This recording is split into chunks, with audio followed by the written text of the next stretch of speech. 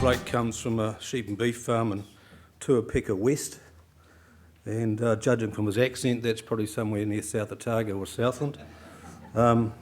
He's previously worked as an environmental lawyer before going and doing an MBA at Otago University, where Rabobank sort of commissioned him to write a major paper on the impact of the National Policy Statement on freshwater management on agriculture, New Zealand agriculture. And it wasn't long after that we employed him to be our Rural Manager Sustainable Farm Systems. Now, Blake's role with the bank is to help our farmers and to help our staff and to help the wider agricultural sector to understand and meet the challenges of maintaining their competitiveness in the changing environmental regulatory environment. He's co-authored one paper for our Food and Agri Research team, which was called Environmental Regulations Are Changing the Rules of the Game, and that was about the impact of environmental regulations on the dairy industry in New Zealand, California and the Netherlands. Now, he's just in the process of locking the final touches off a similar paper looking at the impact of environmental regulations on the red meat sector, so that's what he's going to be talking about here today. So welcome, Blake.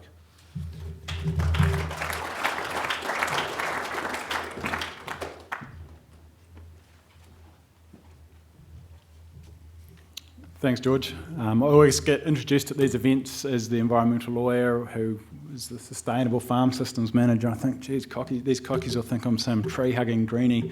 I can rest you assured that's not the case. I'm here by accident rather than design, so I won't be preaching how we all need to turn green. What I do want to talk about, though,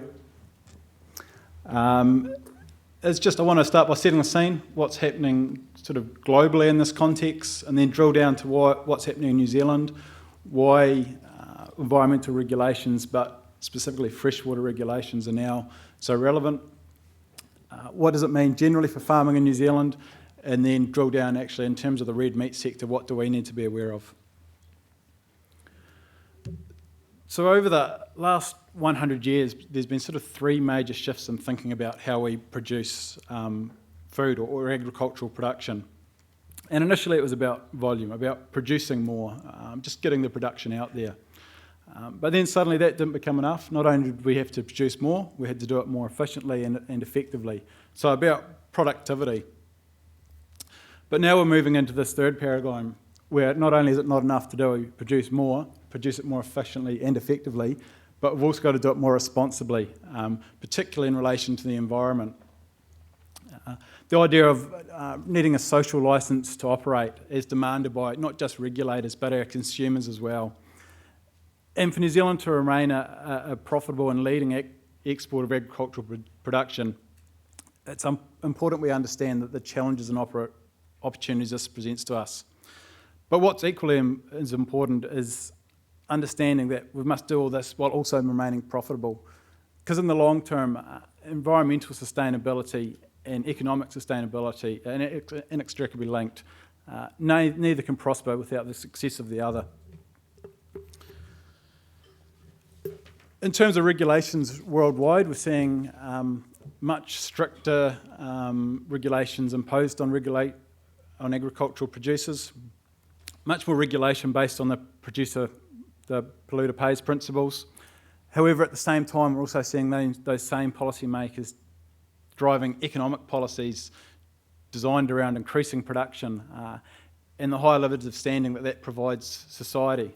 So this creates a real conflict and a real challenge. In New Zealand, the environmental regulatory space is very much dominated at the moment around our freshwater management. Often it's framed up in a very negative context. Well, in some ways, the opposite's actually quite true. Freshwater is a key economic asset for New Zealand. It's one of our competitive advantages. It's what we've got over the rest of the world. We've got lots of it, and we've got really good access to it. But we have to acknowledge there's a few challenges around our use of that resource. Yes, in some catchments across New Zealand we have declining trends in terms of water quality. Over-allocation of water in some places, either in terms of we've allocated more water than can sustain the life in those rivers at the moment, or we've allocated that water to a maximum amount, but if we want to extract more to irrigate, to increase production that way, the room just isn't there to provide that. And the whole process about deciding where water flows, how it's allocated, is a very time-consuming, resource-consuming process. And ultimately, as a result, it's meant water hasn't always flown to the highest value use. As a result of that, the Land and Water Forum was formed in 2009, which is essentially key stakeholders involved with freshwater management across New Zealand getting together to tackle these challenges. As a result of that, the National Policy Statement for Freshwater was introduced in 2011, and that's really what's driving all these regulatory changes we're seeing going through the various councils at the moment. Because what that requires each of New Zealand's 16 regional authorities to do is go away, talk to communities about the particular value you want each freshwater body protected for. So is it fishing, is it swimming, is it recreation, is it cultural values?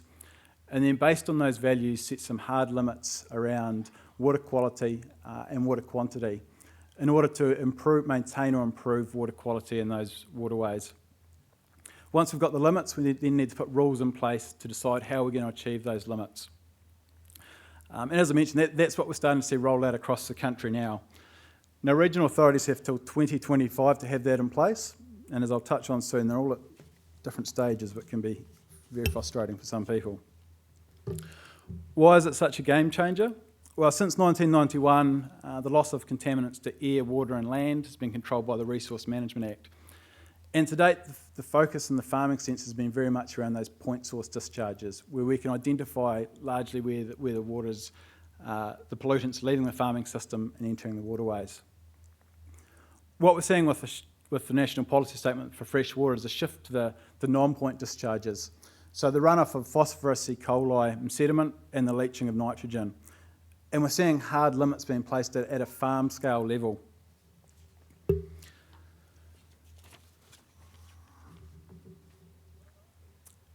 So I mentioned each council has till 2025, and each council is at incredibly different stages of implementing it across New Zealand and are taking different approaches, which is frustrating some people, and it does create uncertainty. So Horizons and Otago already have their region-wide plans in place. Other councils have attacked it slightly different ways. Waikato has the plan change in place in terms of addressing the water quantity issue, still addressing the water quality. Hawke's Bay is looking at the Tukituk catchment, has a plan change in place for that one particular catchment. Canterbury's put a region-wide plan change in place to sort of hold the line or set some baseline rules. And what it's doing now is breaking that Canterbury region up into 10 management zones, and each of those management zones is going to have a different sets of rules. So the takeaway from here is not only can we expect different rules to take effect in different regions over the next decade, but even within catchments within regions, which does make it incredibly difficult for people to get their head around what they need to do and when they need to do it. To date, we've noticed a few trends or thinking around how this could impact farming in New Zealand. We're seeing much more requirement around monitoring and reporting to comply with regulations. Licence to farm increasingly becoming the norm, either because you're required to have a resource consent to continue operating as you are, or the amount of information and data you're required to collect, store and then provide to councils to avoid getting a consent is effectively the same as having a consent. In some places it does have the potential to impact land use change or particular systems of how we farm. Much more reliance on outside consultants for advice, which I'll get to soon, can be a risk. And also what we're starting to see is worrying trends in terms of conflict between the agri-sector, between the different groups around the allocation of nitrogen. Ultimately, what all this means is good environmental management is becoming or is now a core function of farming in terms of our everyday decisions and in terms of our major investments or system change decisions.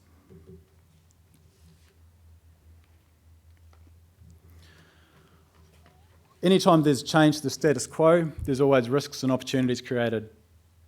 Some of the risks is regulators push too hard and too fast with regulation, and best practice doing things right with all the tools we have available for us still isn't enough to achieve what we're required to get to. Flow-on effects, if we can't be as profitable as we possibly can, how does that impact land value? This idea of relying on poor or uninformed advice, by relying on consultants, we need to take on board what they're saying, but if we don't ourselves have a good baseline understanding of good environmental practices, it's very hard to challenge some of that thinking in terms of advice they're giving me about my farm systems or a particular investment I'm supposed to make. A good example is lots of farmers use farm consultants for advice around stock management or pasture management, but they do so with a good baseline knowledge and understanding, and they have that consultant to challenge some of those ideas, to debate, to bring in new ideas. If we're relying on particular environmental consultants or particular environmental salesmen to give us advice or sell us something without that strong baseline information, we're very much just relying on the quality of that consultant, which does create a risk. Again, increased compliance costs at a rate faster than our competitors around the world are required to, are facing, so impacting our competitiveness. Insufficient time for farms to adjust, for new tools and information to be worked down the line to farmers. And ultimately the biggest risk is at the end of the day, we go through this whole process, we go through major change, and our waterways or the trends still aren't improving, and we just haven't got it right. So that's probably, I think, one of the biggest risks. But there's also big opportunities, because what it is doing is it is forcing us to collect more data and get better understanding of our farming systems and how we can squeeze more out of our system with less resource. You know, keeping nutrients in the farming system is a good thing. Growing grass on the paddock rather than plants in our waterway is a good thing. Rules will incentivise the investment in the new science and R&D and technologies to give farmers those tools. It does take time. If nothing else, we need to do it to protect our image worldwide in terms of being clean, green producers. And ultimately, it's an opportunity to improve bottom line performance. If we're looking at the impact on the red meat sector, it's important to first understand the particular contaminants that are being regulated for, and to understand that different land uses or farming systems have disproportionately different losses of contaminants.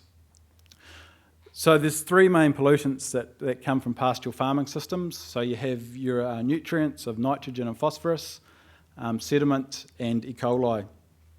And each have multiple pathways of how they move from the farming systems to our waterways. In terms of nitrogen, the predominant loss there, as we probably all know, is around the eurome patch. So heavy concentration of nitrogen in one place, leaching down through below the root surface.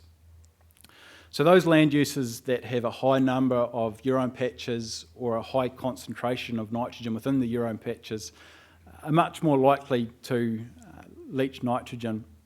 So these predominantly are our dairy systems. So that's why nitrogen is much more of an issue for dairying than it is for sheep and beef farmers, because they have a higher risk profile for nitrogen. When we talk about our phosphorus, sediment and E. coli, these are largely lost across the surface. So landscapes at a higher elevation or with a greater scope are at a greater risk for erosion and a greater loss of these contaminants. And these are predominantly where we find our red meat producers. So that's why it's important when we're looking at the regulations, we're looking more so in terms of how regulators are regulating the loss of those contaminants. In saying that, and I'll get to it soon, although red meat producers aren't big leachers of nitrogen, the rules being put in place can still have major impacts on them.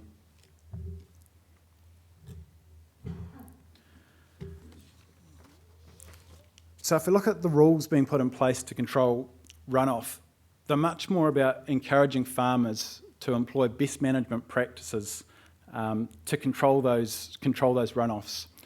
So in terms of how we cultivate our land, stock access to waterways, when we're applying fertiliser.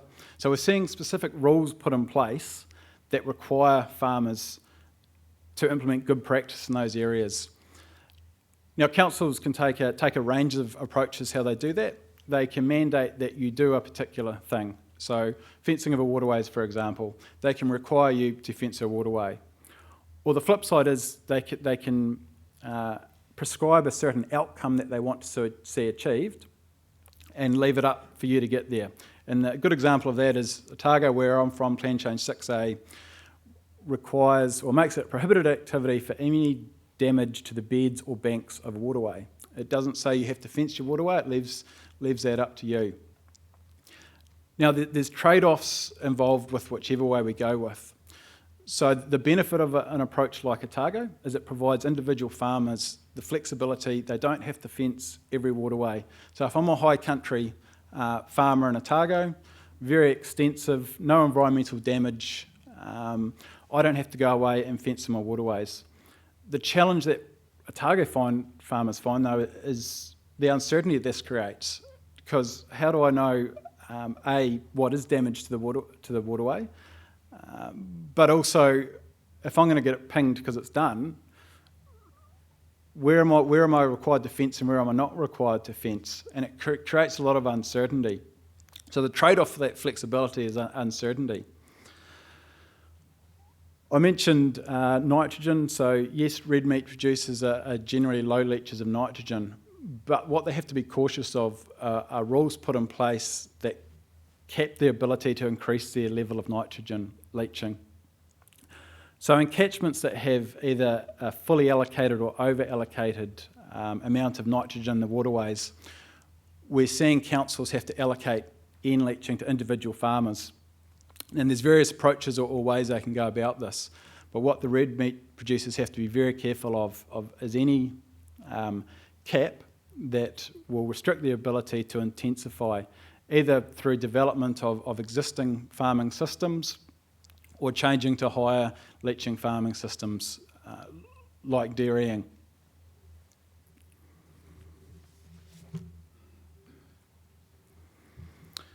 So what are some of the key takeaways for red meat farmers? Well, for a start, we need to be aware that environmental regulations are relevant to our farming business, although it may be different from dairying. There's still aspects of rules that we need to be cautious of, particularly around enforcement of those good management practices for our runoff losses, and particularly if we're in an over-allocated or fully allocated catchment for nitrogen. And we need to be aware of some of the rules or thinkings that councils are putting in place there and how they're going to allocate that nitrogen loss. There's no silver bullet in terms of mitigation strategies that will majorly reduce our contaminant loss while keeping us profitable. The best way to do it is focus very much on your own farm. Don't worry too much about what's happening at a regional or catchment level. Identify some of the environmental risks on your property. Identify the various mitigation practices out there you can use to address those risks, and then look to implement them over time on a whole of farm scale rather than individual mitigation practices here and here, taking a planned approach. In those catchments or regions that haven't gone through the plan change process, it's really important that red meat producers engage in the process, so ensure that those rules are fair, they're practicable, they're going to work, and cost-effective measures can be put in place to address them. Very much so around that N allocation again. And ultimately, if society is demanding us to produce food at this higher level of environmental protection, farmers need to be given the tools to do that. So we need to see much greater investment in the R&D and the science around understanding how our land, water and farming systems interact, and how we can go away to squeeze more out of the farming systems while delivering society what they're after. And I think it's really important sometimes that what gets dropped off or forgotten about in terms of R&D is actually the extension activity side of it. Often a lot of great work goes on behind the scenes, but we're not actually getting the message through to the people that matters on the farm. So really challenging industry to get out there, articulate some of these key messages and tools in a clear manner, and providing that to our farmers. So at this stage I normally open the floor to questions, but I find it's normally a topic that I get a lot more comments than I do questions. So happy to take that as well, if time permitting. Yep, got 5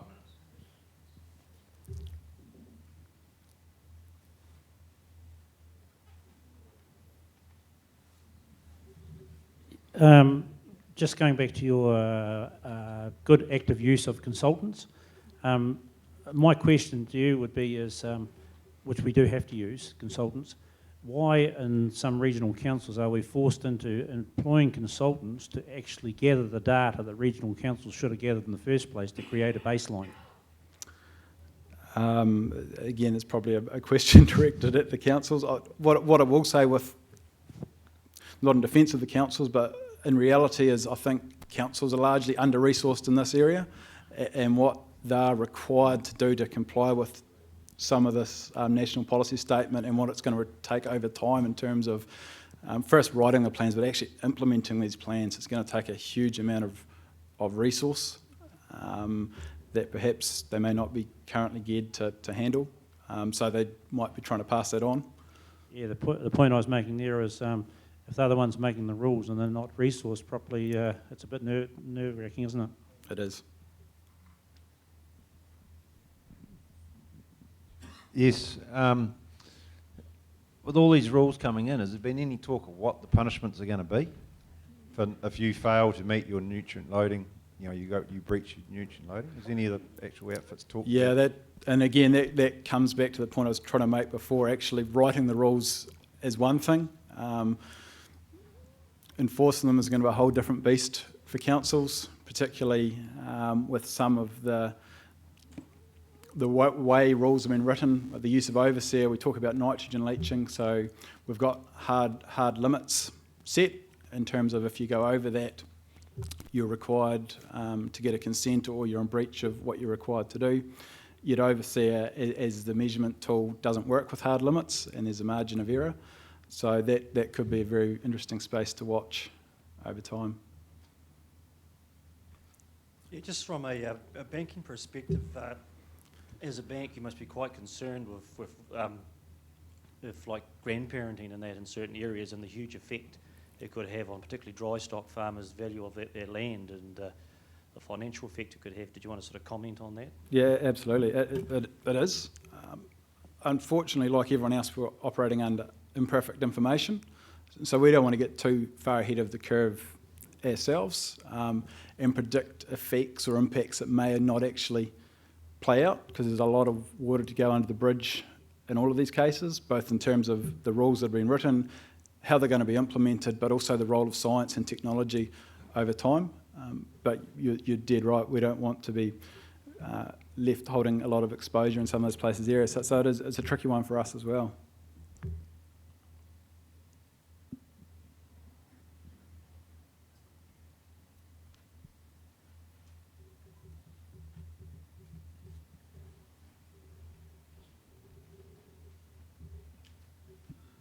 Have we got all the questions we're going to get there? One down the back. Oh, yeah. You commented that there's quite a difference between leaching and various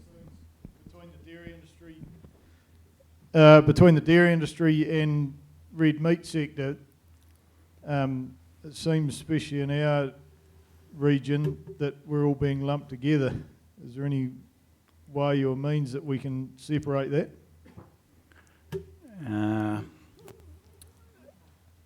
Not once a plan change has gone through. No, it makes it very, very difficult.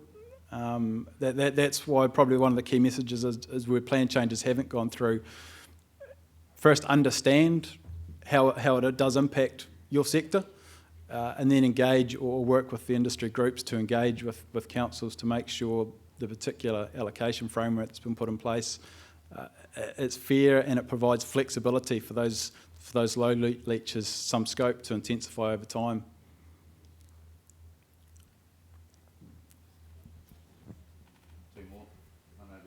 Yeah, my question is really around the timelines involved with the plans that they're putting in place, because obviously we're a farming community here, and our timelines are quite long term really, even multi-generational in some cases. What are their timelines like, and what are they thinking long term? Are they actually thinking about that at all yet? the first timeline is to have their whole region with regional plans in place by 2025. And then after every 10 years, they're required to review their plan and evaluate how they've gone against where they thought they'd be. And that's possibly going to be the crunch time and the concerning time where we go through these changes and potential pain for some people, but we haven't actually given the environment the time for those positive effects to flow through and take place.